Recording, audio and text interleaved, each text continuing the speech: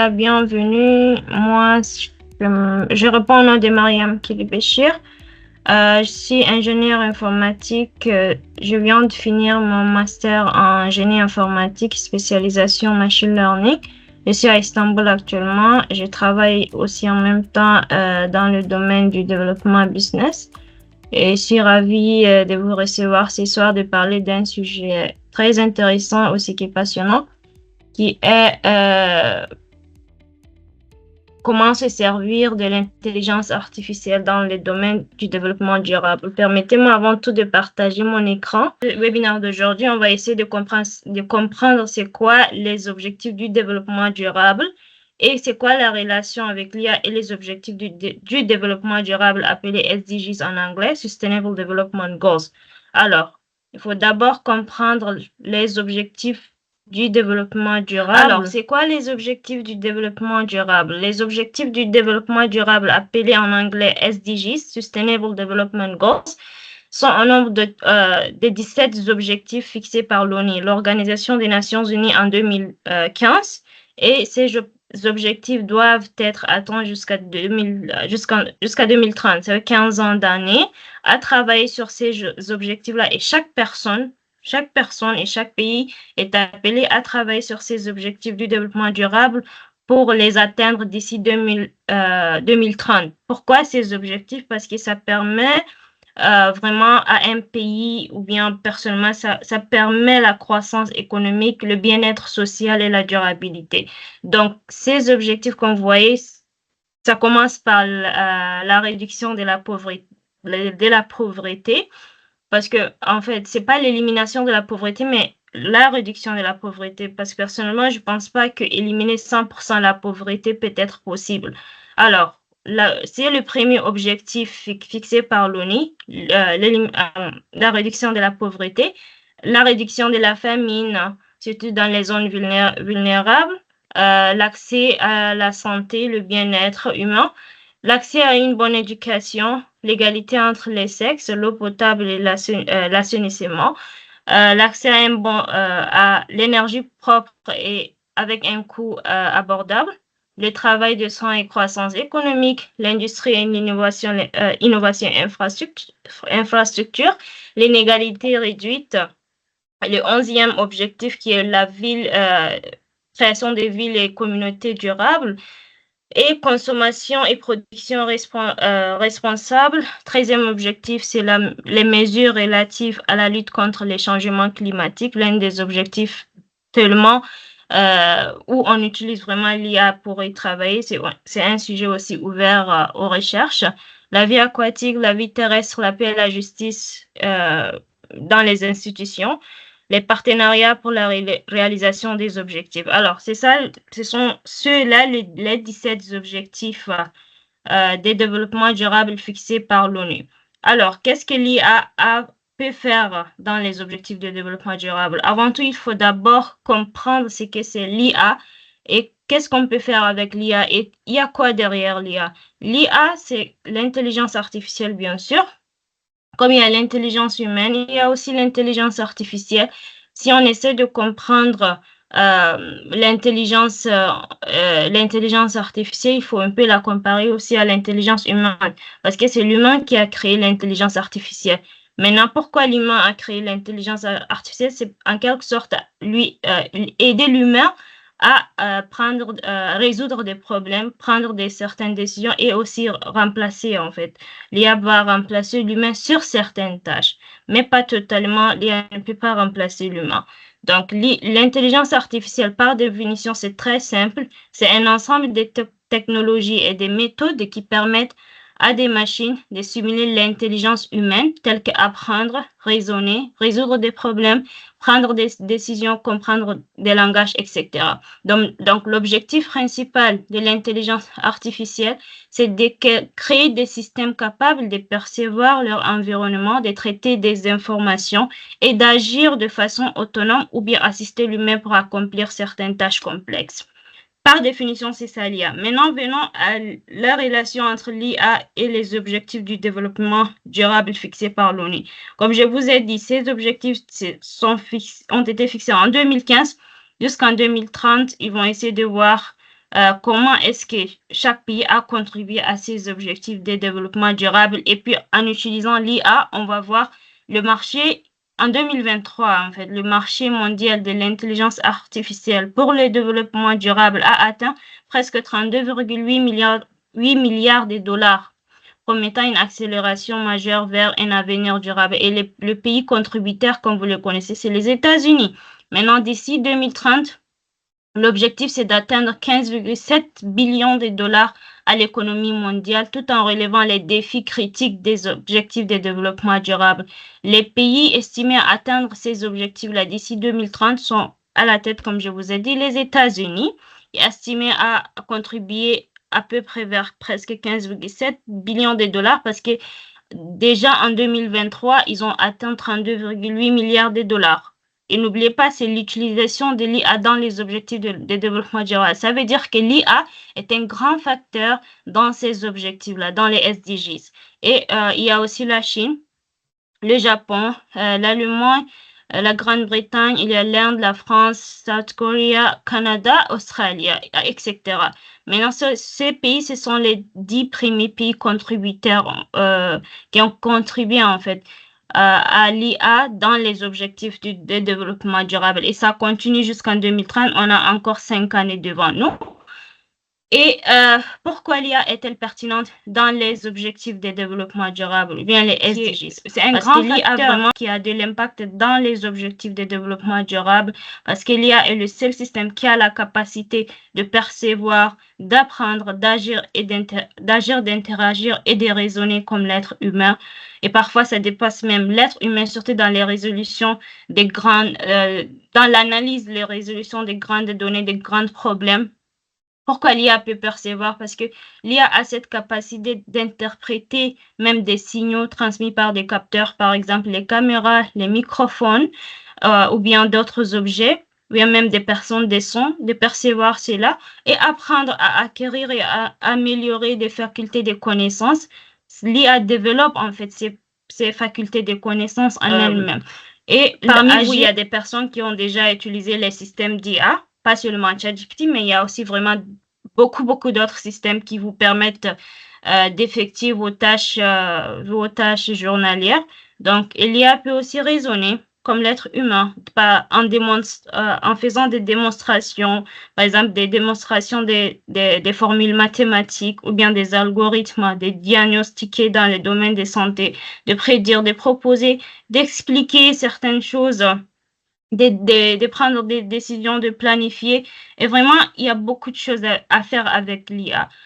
Et derrière ces prises de décision, derrière ces analyses, derrière cette façon d'agir, d'interagir, il y a des domaines de l'IA. Parce que quand on parle de l'intelligence artificielle, c'est vraiment un domaine très vaste, extrêmement même vaste en fait.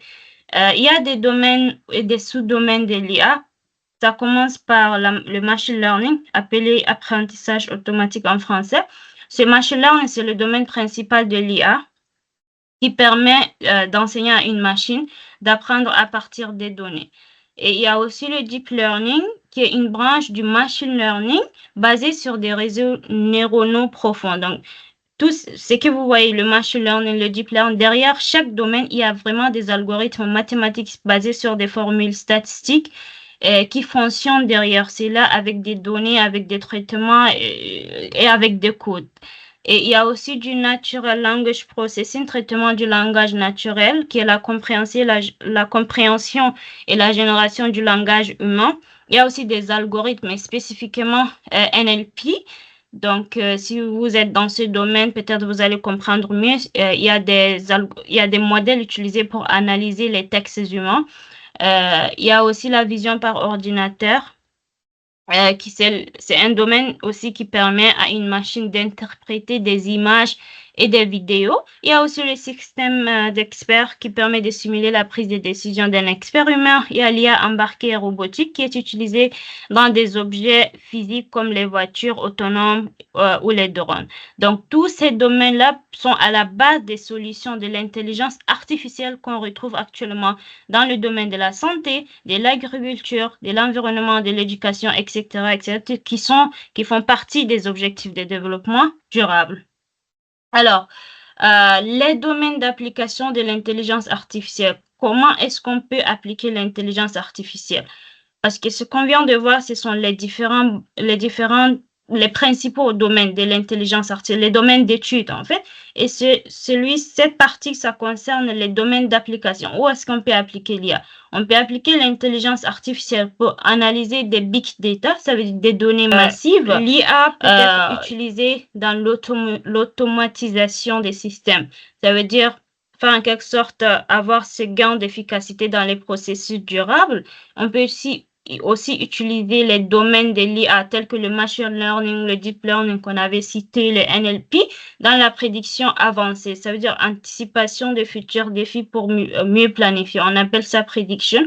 Et aussi dans la prise de décision. Donc, s'il y a des informations fiables pour des choix éclairés, on peut aussi utiliser l'IA pour créer ce genre de système. Et derrière cela, en utilisant des algorithmes tels que le machine learning, le deep learning, etc., etc. Alors, l'IA, comment est-ce que l'IA peut servir dans les objectifs de développement durable, précisément l'objectif 1 et 2, tels que la lutte contre la pauvreté et la réduction de la famine? Alors, en prenant le SDG number 1, c'est-à-dire le Sustainable Development Goal number 1, qui est le premier objectif du développement durable, on peut utiliser l'IA en créant des outils d'analyse prédictive pour anticiper les crises économiques. Surtout ce point, les crises économiques. Cela va permettre vraiment d'analyser des données dans les zones vulnérables, dans les zones un peu, dans les zones pauvres en fait. Même dans un pays qui est vulnérable, on peut analyser en fait analyser des données, voilà, des données des crises économiques et créer des systèmes de prédiction. C'est-à-dire l'IA a cette capacité de vous dire que oui, dans cette zone, il y a vraiment un grand risque de pauvreté. Et cela va permettre aux êtres humains, ou bien à l'État, au gouvernement, à toute personne concernée, de prendre au moins, comment dirais-je, de prendre de savoir que oui, dans cette zone, il y aura la pauvreté, ou bien cette zone est pauvre et qu'est-ce qu'on peut faire? Ça veut dire de créer des solutions. Donc, on peut aussi utiliser l'IA dans l'automatisation de l'identification des foyers vulnérables pour une meilleure allocation des aides. Si vous partez dans les sites de l'UNICEF, ou bien des organisations comme les UNDP, il y a aussi les World, je sais pas, LDC, pour les LDC, les pays, les Least Developed Countries, vous pouvez voir des données vraiment qui concernent ces zones-là spécifiquement, qui ont vraiment besoin d'aide et là où la pauvreté est tellement avancée. Donc, l'IA leur a permis de détecter ces zones-là avec ces données. Et maintenant, c'est à eux de voir comment est-ce qu'ils peuvent décider à réduire la pauvreté dans ces zones-là. Concernant le SDG number 2, l'objectif du développement durable numéro 2, avec l'utilisation de l'IA, on peut créer des systèmes de prédiction des rendements agricoles via l'analyse satellite. On peut aussi créer des systèmes de prévention des famines grâce à la détection précoce des sécheresses, aussi la réduction significative de l'usage des herbicides. Grâce à l'IA, on peut faire ça. Et aussi aider les agriculteurs avec des recommandations personnalisées. Tout ça sont des projets vraiment. Si vous êtes intéressé, vous pouvez, c'est open, bien sûr, vous pouvez prendre un thème et vous pouvez travailler dessus parce que les objectifs de développement durable, en quelque sorte, ça amène tout le monde à travailler dessus. Donc, avec l'IA, c'est vraiment une opportunité. Donc, ce que vous voyez, ce sont les thèmes de recherche que vous pouvez prendre et travailler dessus. Ça va vraiment vous ouvrir les portes plus tard. En prenant les SDG, les objectifs du développement durable numéro 13 et 15, qui sont la protection de l'environnement, bien sûr. Donc, avec l'IA, on peut créer des systèmes de surveillance par satellite qui vont détecter en temps réel la déforestation ou bien qui vont suivre des catastrophes naturelles et proposer des systèmes d'intervention rapide. Tout ça, c'est faisable avec l'IA. et ça va vraiment aider à résoudre les SDG numéro 13 et 15. 15 précisément, c'est aussi possible de créer des systèmes de détection des espèces grâce à l'IA et aussi de gérer les sources, en fait, des ressources et des gestions durables hydriques via des données météo, qu'on voit même le système météorologique maintenant, c'est lui qui prédit si demain il va pleuvoir ou non, demain il va faire chaud ou non. Avant, c'était un peu manuel, en fait. Les gens faisaient ça grâce à des systèmes de codage qui n'étaient pas l'IA. Maintenant, avec l'IA, c'est beaucoup plus performant et ça aide vraiment à prédire à faire des prédictions un peu plus efficaces. Maintenant, voyons comment est-ce que l'IA peut contribuer à l'objectif du développement durable numéro 7, qui est l'optimisation de l'efficacité de l'énergie.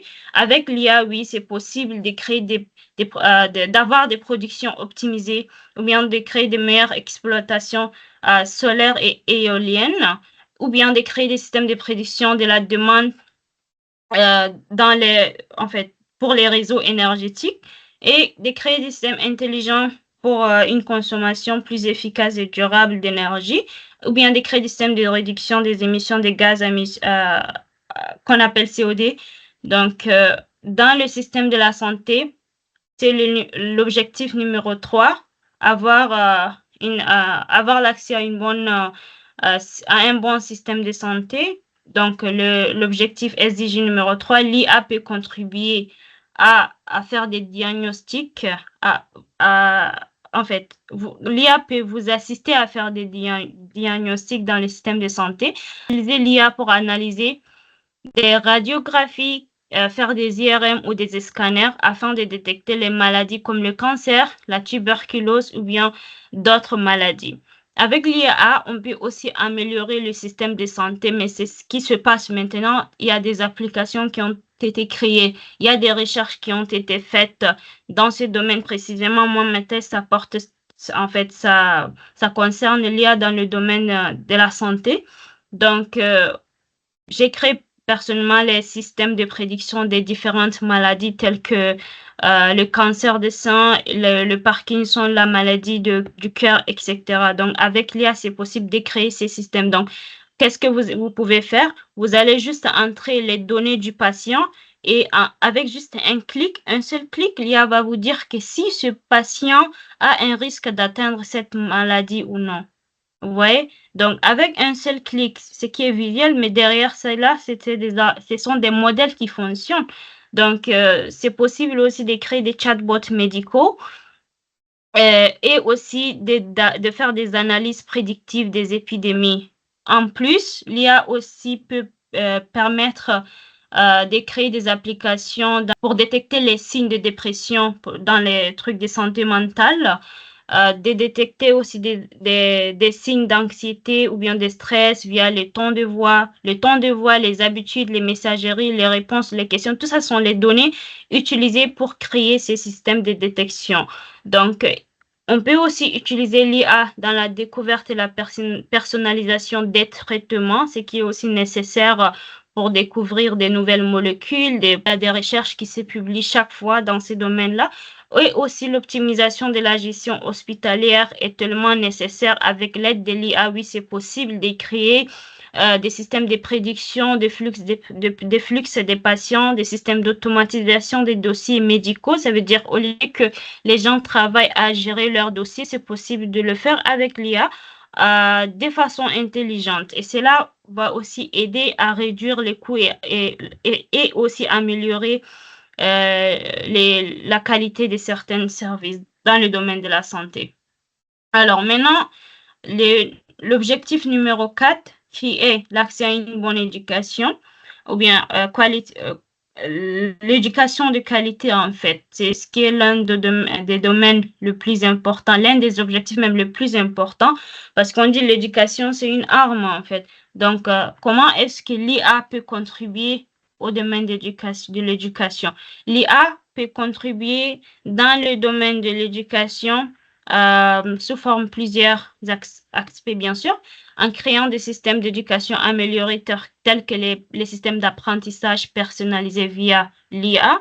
Donc, aussi On peut faire en quelque sorte adapter les cours aux besoins individuels des élèves avec l'IA, créer des systèmes de traduction automatique, surtout avec les langues qui ne sont pas vraiment connues. C'est ce qui se fait maintenant. Exemple du Sénégal avec le Wolof, ils ont créé des systèmes NLP, des systèmes de l'IA qui va aider les élèves à traduire du Wolof directement vers les langues qu'ils veulent, en fait. Pas seulement le français, mais il y a aussi l'anglais et les autres langues. Donc, avec l'IA, c'était tellement facile et c'est faisable, en fait. Donc, avec les autres langues aussi, c'est possible de le faire, surtout les langues écrites, bien sûr, parce que, bon, pour les langues non écrites, peut-être c'est faisable, parce qu'il faut les voix, en fait. Il faut des interprétations.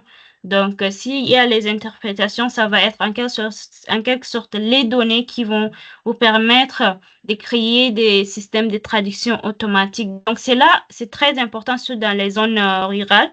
Cela va permettre aux élèves d'apprendre beaucoup plus mieux, surtout dans leur langue, au lieu d'aller apprendre les autres langues. Donc, l'IA dans ce domaine, c'est vraiment nécessaire et aussi l'orientation éducative surtout. L'IA peut analyser les performances scolaires des élèves, des étudiants pour les orienter vraiment dans quel domaine ils peuvent y aller. Donc, c'est l'utilisation de l'IA dans le système éducatif. Maintenant, revenons sur l'objectif de développement durable numéro 11, qui est la création des villes durables, parce que l'objectif des Nations Unies, c'est de voir des villes avancées, des villes durables. Les gens qui ont même déjà fixé ces objectifs-là, c'était pas seulement les États-Unis qui ont fixé cela, mais c'était tout le monde, les Nations Unies en général. Donc, ça concerne pas seulement eux, mais les États-Unis, ils ont vraiment contribué à cela. Parce qu'ils ont déjà, même avant ces objectifs, ils sont déjà même en avance. Donc, pour les pays qui veulent avancer, qui veulent construire des villes durables, technologiques avancées, euh, c'est possible d'utiliser l'IA pour atteindre ces objectifs-là, parce qu'avec l'IA, on peut créer des systèmes de gestion des déchets avec l'amélioration urbaine et créer des mobilités intelligentes telles que les transports optimisés pour réduire la pollution et les embouteillages, ou bien détecter la qualité d'air en suivant avec des suivis en temps réel pour protéger la santé des citadins, ou bien les bâtiments éco-efficaces. Donc, avec l'IA, on peut créer des systèmes de conception énergétique optimisés grâce à l'IA. Donc, ouais, il y a aussi d'autres exemples vraiment dans la création des villes durables. Avec l'IA, vraiment, c'est possible de faire vraiment beaucoup de choses. Et l'objectif, bon, ça fait partie aussi de l'objectif numéro 11 avec la création des villes durables. Il y a aussi l'économie circulaire, la réduction, la réutilisation et recyclage. Comment est-ce que l'IA peut être utilisée dans ces domaines-là? Vous voyez, même dans la collection des déchets, dans le recyclage, on peut, en fait, avec l'IA, c'est possible de créer des robots qui vont trier, ça veut dire qu'ils vont identifier des matériaux précis des recyclages. Ouais, c'est quoi les matériaux nécessaires pour le recyclage? Avec ces robots-là, c'est possible de détecter et de les ramasser. Donc, au lieu que les êtres humains partent et avec les yeux humains, ils vont détecter les objets, les matériaux de recyclage. Donc, avec l'IA, c'est possible de créer ces robots-là, ces systèmes-là très automatisé. Les modèles économiques innovants favoriser la réutilisation et la réparation. Donc, après avoir détecté, après avoir ramassé les matériaux nécessaires pour le recyclage, l'IA peut vous dire qu'est-ce que vous pouvez faire avec ces matériaux-là. Donc, des systèmes peuvent aussi créer. C'est vraiment très intéressant. Et les suivis du cycle de vie, donc la gestion optimale des ressources, etc. Tout ça, c'est faisable avec l'IA. Et les gens ont déjà fait cela, je vous assure. Donc, c'est tellement powerful, c'est tellement puissant que vous ne pouvez pas imaginer, en fait, comment est-ce que l'IA peut contribuer à faire avancer le monde. Donc, il y a aussi le changement climatique qui fait partie des objectifs du développement durable numéro 13. L'IA peut être utilisée pour la lutte contre le changement climatique. Il y a vraiment des sujets de recherche euh, dans ce domaine du changement climatique-là, parce que les gens ont dit que non, comment est-ce que l'IA peut contribuer euh, dans les domaines du changement climatique et tout cela. Mais l'IA vraiment offre des outils tellement puissants pour prévoir, surveiller, atténuer et s'adapter aux effets du changement climatique en créant des systèmes de surveillance de l'environnement, des systèmes de prévision climatique améliorés tels que les modèles prédictifs pour anticiper les catastrophes naturelles telles que les inondations, les incendies, la sécheresse, ou bien en créant des systèmes d'optimisation de la gestion des ressources naturelles telles que l'eau, l'énergie, l'agriculture. Donc, il y a vraiment, le domaine est tellement vaste dans le domaine du changement climatique et la réduction aussi des gaz à effet de serre, parce qu'il y a vraiment, elle peut être utilisée pour rendre des usines, des villes, des transports plus intelligents et économes. Par exemple, la gestion optimisée du chauffage, ou bien la climatisation des bâtiments avec des capteurs IA, etc. Donc, le domaine est vaste même dans un seul objectif du développement durable. Et il y a aussi l'objectif numéro 16 qui est avoir une bonne justice et institution efficace dans le monde en général. Comment est-ce qu'on peut utiliser l'IA dans ce domaine? On peut utiliser l'IA en créant des systèmes de détection des fraudes et corruption. Ce sont des projets qui ont déjà été faits et c'est ouvert aux recherches, bien sûr, parce qu'avec des données telles que des textes ou bien les données du social media, des réseaux sociaux, c'est possible de prendre ces données-là et d'utiliser l'IA pour créer ces systèmes d'analyse des discours, par exemple. Vous pouvez prendre des discours en tant que data, des discours, l'IA va vous permettre de faire la différence entre un discours s'il est haineux ou non, de vous faire prévenir de certains conflits et l'amélioration sociale.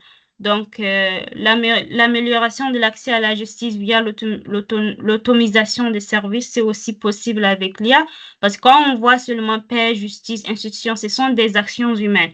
Mais derrière cela, avec des données, il y aura, en fait, l'IA va vous faire des propositions que vous, en tant qu'être humain, vous pouvez utiliser ces propositions-là. Et c'est aussi efficace, bien sûr. Donc, en général, avec les objectifs du développement durable, il y a vraiment beaucoup des opportunités. Et le domaine est vaste et c'est ouvert vraiment. Donc, avec l'IA, il y a vraiment beaucoup des opportunités où vous pouvez créer des outils tels que les chatbots dans le domaine de la santé, ou bien les plateformes éducatives sont aussi accessibles même dans les zones reculées. C'est pas toutes les zones reculées, bien sûr, mais certaines des zones reculées, ils ont quand même pu avoir accès à cela. Il y a aussi les opportunités de prise de décision fondées sur les données telles que les données qui concernent le gouvernement, les ONG, etc. Donc, avec l'IA, c'est aussi possible de créer des systèmes de surveillance et évaluation en temps réel, ou bien de créer des systèmes de prédiction des catastrophes naturelles, la surveillance sanitaire, l'optimisation de l'irrigation. Tout cela, c'est en quelque sorte le résumé de tout ce qu'on vient de voir, les 17 objectifs de développement durable, l'application de l'intelligence artificielle dans les objectifs de développement durable. Donc, vous voyez comment l'IA est tellement puissant que les gens sont en train de gagner des millions de dollars avec l'utilisation, l'application de l'IA pour seulement atteindre les objectifs de développement durable. Bien sûr, derrière cela, c'est pas vraiment facile. Il y a vraiment des défis, extrêmement des défis. Toute innovation technologique comporte des risques. Il y a vraiment des risques dedans. Donc, ce qu'il faut absolument anticiper, c'est que Si les données d'apprentissage sont incomplètes ou biaisées, il y aura des biais algorithmiques, bien sûr. L'IA peut renforcer les inégalités sociales ou raciales. En plus, l'intelligence artificielle, lui, elle permet de résoudre beaucoup des problèmes, des objectifs de développement durable et en même temps créer d'autres problèmes. Donc, il faut surtout faire attention à cela, utiliser de manière éthique les données pour créer des systèmes intelligents. L'IA aussi peut creuser les fossés numériques entre les pays développés et les pays en développement. Donc, c'est aussi grave en tant que problème. L'IA peut créer des menaces sur les emplois. Plus l'IA crée des emplois et l'IA fait perdre aussi des emplois. Parce que dans certains secteurs, il y a le risque certains secteurs risquent une automatisation rapide sans stratégie de requalification des travailleurs. Il y a aussi la surveillance de masse, la désinformation, le cyberattaque, l'intelligence artificielle peut en général être utilisée à des fins nuisibles. Ça veut dire il y a des personnes mal intentionnées qui peuvent utiliser l'IA contre un pays, contre une société entière. Donc, c'est pas vraiment du tout conseillé. Donc, c'est les défis que vous pouvez rencontrer dans l'intelligence artificielle, surtout dans les domaines du développement durable. Comme je vous ai dit, on peut utiliser l'IA pour résoudre beaucoup de problèmes, mais ça va aussi, si on ne fait pas attention, parce que c'est l'attention qui compte ici. Si on est mal intentionné et qu'on utilise un truc contre le bien-être humain, ça va vraiment retourner aussi contre contre l'être humain. Donc, en général, sont les défis à considérer. Et qu'est-ce qu'on peut faire en tant que participant, vous qui êtes là, moi personnellement, tout le monde est appelé à contribuer à ces objectifs de développement durable pour son bien-être personnel et pour le bien-être de la société et de son pays, parce qu'avec l'IA, l'IA n'est pas une solution magique.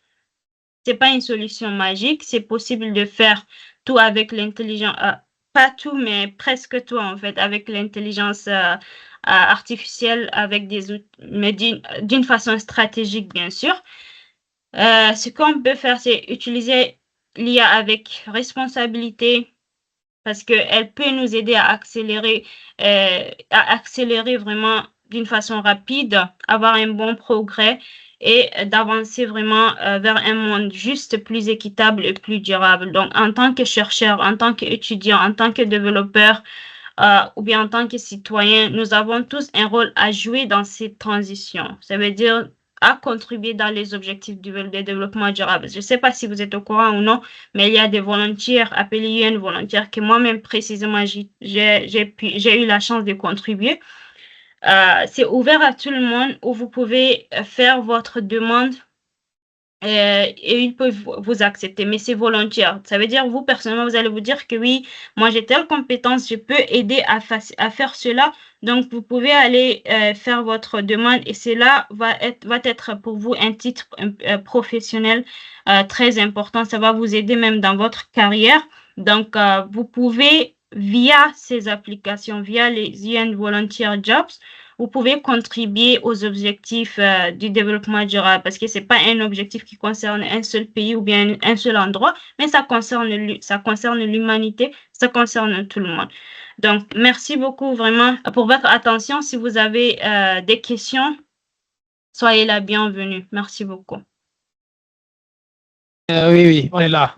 Merci. Ah, monsieur Abdelaziz, vous êtes de retour, c'est bien. En tout cas, j'ai beaucoup appris. Moi, je me présente, je suis Ibrahim Moussa, un enseignant à l'École nationale supérieure d'éthique. Je suis aussi ingénieur en informatique et suis spécialiste en économie numérique. Et par ailleurs, je suis également le président d'Internet Society Tchad. Donc, j'ai vraiment beaucoup appris de votre présentation et je tiens vraiment à vous féliciter pour ce que vous avez fait.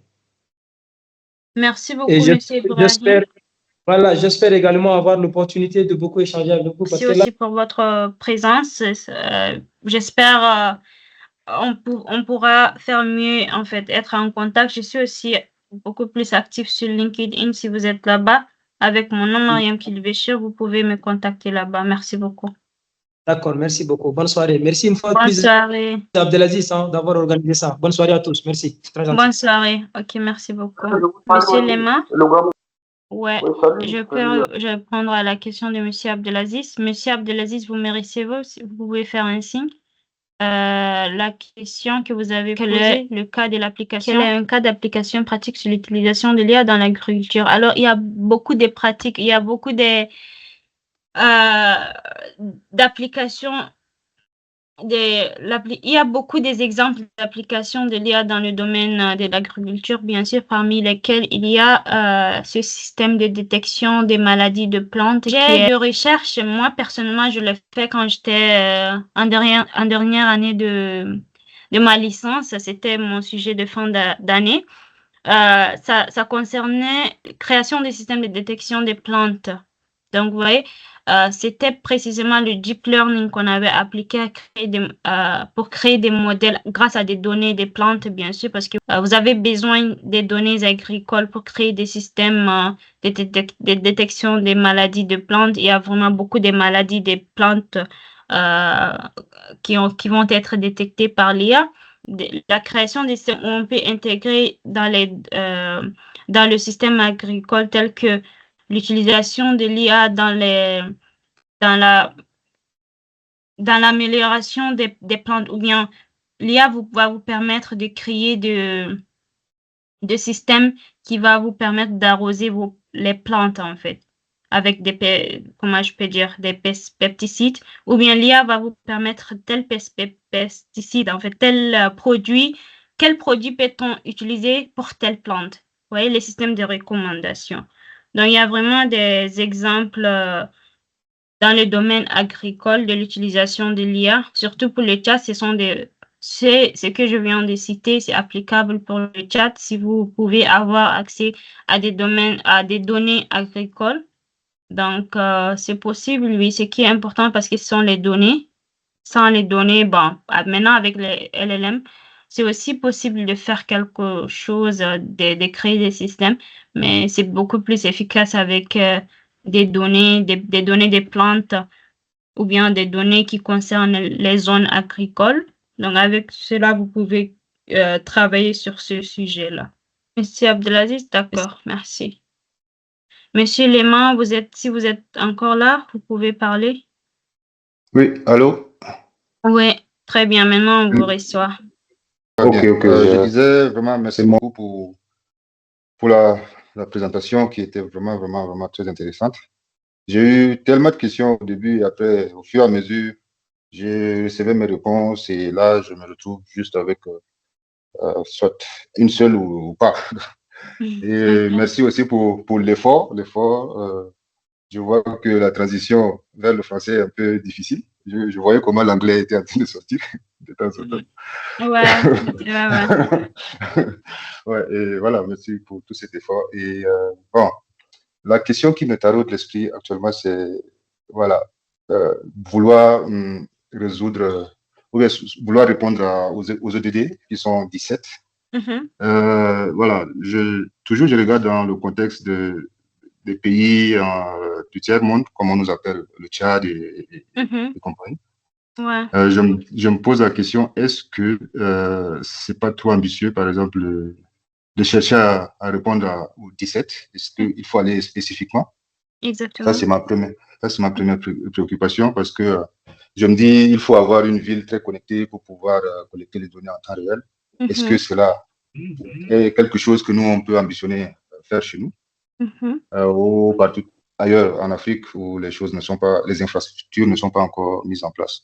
Donc, est-ce que ce truc est réellement pour nous? Est-ce qu'on ne va pas, en voulant suivre les autres, être amené encore 100 années en arrière? Donc, c'est ça mon inquiétude. Ok, je vous comprends. Merci beaucoup pour la question. Ouais, c'est intéressant. Ce que je peux dire personnellement, de mon point de vue, parce que je comprends votre inquiétude. Suivre les autres n'est pas un truc mauvais. Ouais, c'est en copiant les bons exemples que nous-mêmes, on peut faire des choses pour nous. Alors, les objectifs de développement durable, si les pays des tiers-monde se focalisent sur ces objectifs-là et essayer de copier ce que les autres ont pu faire pour avancer dans un domaine précis, bien sûr que c'est faisable. Mais c'est un peu, pas un peu, mais très compliqué, en fait, surtout dans les pays moins développés. Pourquoi? Parce que les gens n'ont pas été éduqués à respecter, je sais pas comment dire, mais c'est un peu compliqué avec le mindset, vous voyez? Un mindset qui ne sait pas comment un système peut contribuer au développement de votre propre bien-être ou bien le développement d'un pays. Prenons le côté gouvernemental. Je ne voulais pas entrer dans le côté gouvernement politique, mais si même ceux qui dirigent un pays comprennent que oui, c'est là dans les années à venir, parce que les gens ont des visions, les gens visent le futur. Les gens, OK, vous pouvez vivre maintenant dans la pauvreté, mais comment est-ce que vous pouvez avoir des visions pour lutter contre la pauvreté? Maintenant, l'IA, c'est comme en quelque sorte un cadeau pour l'humanité, je peux dire. C'est vrai, c'est aussi un danger, mais c'est un cadeau. Mais les gens ont créé l'IA. OK, vous n'avez pas pu créer l'IA, mais avec l'IA, vous pouvez vous développer quand même. Pas même si ce n'est pas dans les 17 des objectifs, dans tous les objectifs, surtout les objectifs les plus importants tels que l'éducation, la santé, l'accès à l'eau potable, l'accès à l'électricité, l'accès à une bonne énergie, tout se fait petit à petit. Et si vous vous rendez compte, ces objectifs de développement durable sont liés entre eux.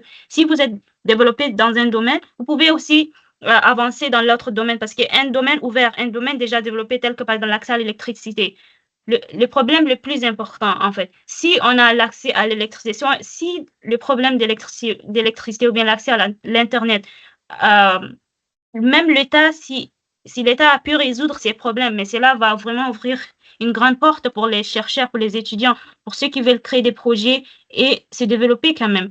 Vous voyez, je peux dire que c'est possible, c'est pas vraiment l'ambition, il faut toujours la garder, même si vous n'avez pas vraiment des moyens là où vous êtes. Moi, personnellement, je vous conseille d'aller chercher ailleurs parce que plus le monde est vaste, vous voyez, le monde est extrêmement vaste. Dans le cas du Tchad, vu que nous sommes tous des Tchadiens ici, notre problème, c'est un problème un peu de mindset et de support parce que quand tu n'es pas supporté, ta motivation, elle descend.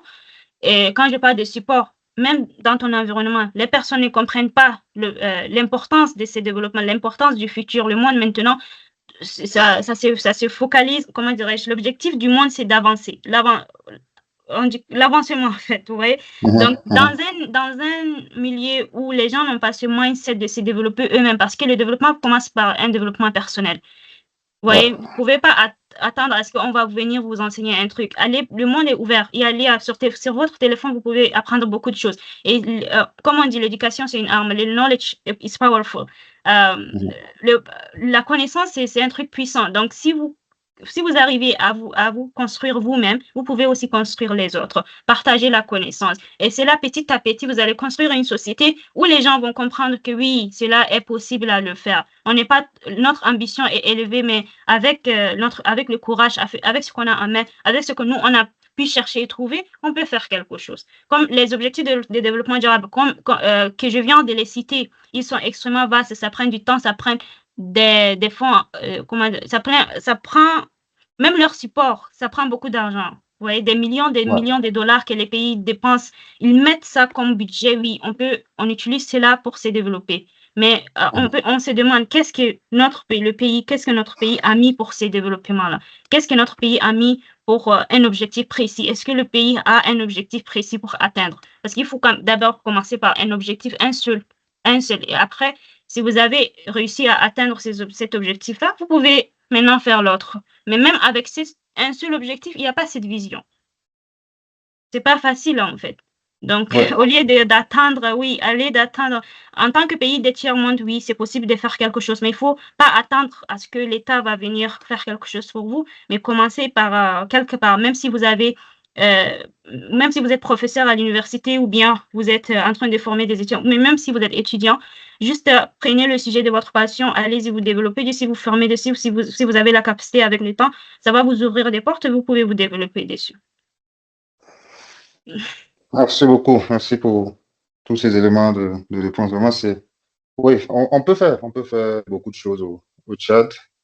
On peut commencer aussi par la sensibilisation pour que. Exactement. Ouais, comme ce que Abdel connaît si bien faire avec Inda Baex qui avait déjà commencé à ouvrir les yeux de nos frères tchadiens sur l'importance de l'IA. Voilà. Ouais, je me suis pas présenté, désolé, je suis aussi enseignant, chercheur, et je travaille au Rwanda. J'aime beaucoup aussi l'IA, je suis de ceux qui conseillent aussi les gens à passer l'IA, et vraiment c'est un domaine qui me passionne, et c'est un plaisir de savoir que beaucoup de Tchadiens Merci beaucoup, monsieur. comme moi sont en train d'embrasser aussi ce domaine. Vraiment, merci encore. Merci beaucoup.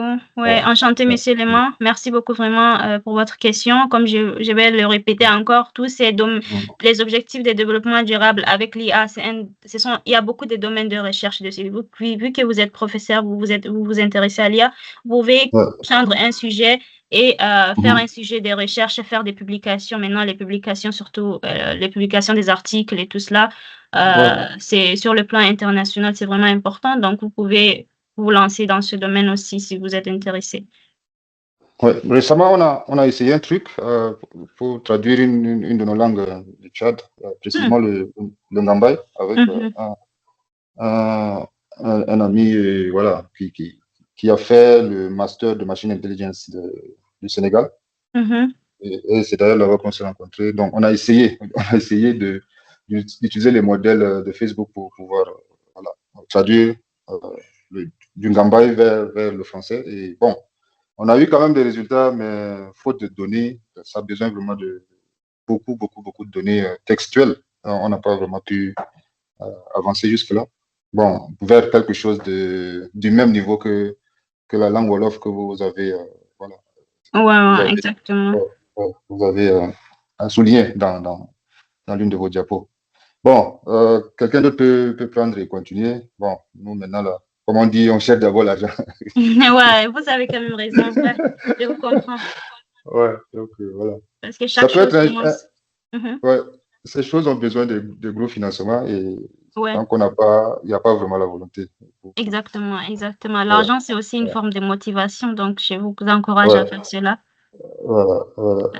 Ouais, on cherche l'argent, pas pour nous, hein, pour le projet. Oui, bien sûr, c'est pourquoi je dis, si vous avez l'argent, vous n'allez pas être démotivé, donc du courage. Exactement. Voilà. Merci encore. Merci beaucoup, monsieur, enchanté. Merci pour votre intervention. Alors, d'accord. Les autres, si vous avez de questions, soyez la bienvenue, sinon on peut terminer. Monsieur Abdelaziz n'est pas là. Donc, si vous avez de questions, vous pouvez les poser. Alors, ok, je crois qu'il n'y a pas de questions. Merci beaucoup à tout le monde. Merci pour votre temps. Vraiment, j'apprécie ceux qui prennent leur temps et se connectent pour au moins apprendre quelque chose et partager leurs connaissances. Merci beaucoup, monsieur Léman, monsieur Omar, Youssouf. Vous n'êtes que le gars dans la réunion. À plus tard alors. Passez une bonne soirée.